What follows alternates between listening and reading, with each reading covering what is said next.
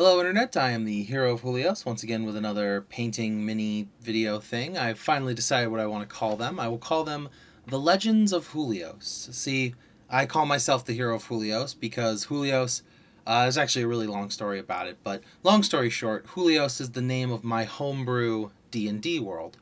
And in that world, there are many different homebrew things that I've made, such as pantheons of gods and different subclasses, some new races. Some races are just borrowed from other pop culture and whatnot, but who isn't these days? But anyways, today's episode I'll be talking about the only animal in the pantheon of the gods of Helios. So without further ado, let's get into the story. The pantheon of Helios has many gods, from Nin, a trickster spirit and fledgling goddess, to the mighty Nameless One, a god of immeasurable power. Among these divine beings rests the spirit of an unusual origin. The path to godhood is found through noble deeds, strength of will, or in a case like this one, just being in the right place at the wrong time. Only one god of Helios' pantheon is an animal. This is the story of Harambo, the god of childcare and premonitions. Harambo began his life as most gorillas of Batarna do, in captivity. The jungles of Alfara and Gamira lie too far away, so wizards summoned them from there, allowing Batarnans to see these fascinating creatures, as well as many other creatures, in a safe environment known as a zoo. At first, zoos were protested by elves and gnomes. Both races had lived among animals, and some believed it was just as wrong as imprisoning a humanoid. It was not until the queen and archdruid of Batarna, Nymphadora, spoke with the animals herself. She deemed it fair, so long as the animals chose to stay of their own free will. While some agreed to going home, most enjoyed a life free from predators, as well as having their needs met.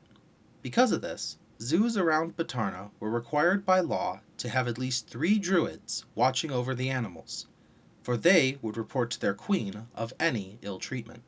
Harambo was born in the northern zoo, in the Blue Terminal, to an elderly mother. His birth was unexpected, and because of his birth, the people grew happy. His mother had been growing weak, unable to bear children no matter what mate she took. But the birth of a son brought life back into her eyes. Harambo felt that he too would feel that joy someday, but this would not be so, for fate had other plans, as fate tends to do. Blue Terminal functioned similar to a small country, one of the first to hold elections, rather than letting bloodlines decide rulers.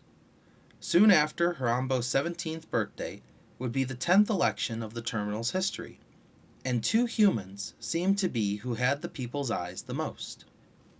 Unfortunately, humans could be just as uncivilized as animals, and one person had dark plans for the future. One day, on an outing to the zoo, they spoke to their subordinates about plans to trick the people, using their fears to gain their trust, and rule through that fear. Should there be anyone who spoke against them, they would meet unfortunate accidents, as they put it. Unbeknownst to them, a child had wandered from their parent and stumbled upon them as they spoke. It was an accident, Harambo heard as a child fell into the enclosure and saw the bodyguard reveal his crossbow. Not fully understanding what was going on, Harambo rushed to the child, dragging him away from the bolt as it struck the ground. The people above did not know why the child was there, but panicked all the same, for a brutish monster was dragging the poor child around. Harambo had heard their words as well, and began to rush towards one of the zoo's druids. "I have to save them," he thought desperately to himself. "I have to tell them the truth."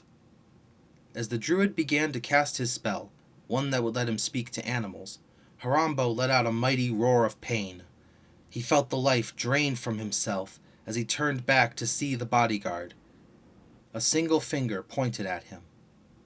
As the world went dark, he cradled the child, tears streaming down his face. "It can't end this way." He looked up at the druid, who had finished his spell, and uttered his last words. "It wasn't an accident."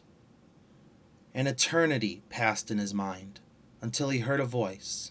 "You can't be serious," the voice began. "It's just an animal. Plain and simple." "Yet, this animal did more for them than their leaders. I believe that has some merit," another voice replied, this one deeper. "It needs more than a good deed for that," the voice stated. "The child," Harambo called out to the darkness. "Is he all right?" The two voices felt close. Perhaps they could understand him. "Please," he pleaded. "He probably has a mother."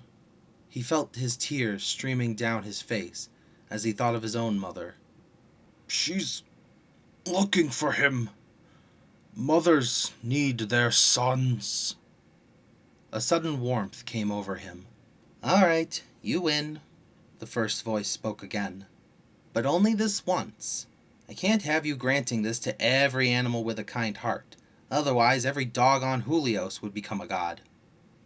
Before Harambo could ask, their voices were no more, and he found himself lying beside a statue, an ephemeral glow surrounding him. As he observed his surroundings, he noticed a statue that looked like himself.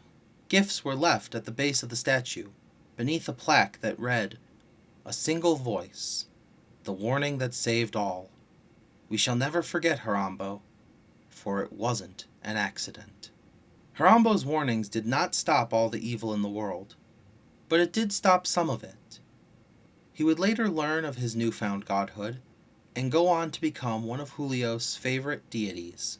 Worshipped mostly by children and parents, Harambo's clerics held strong beliefs in family values and listened well to the warnings of others, regardless of who or what they are. Thank you for listening. I don't really know exactly what to say at the end of these things, but I only have so many stories planned.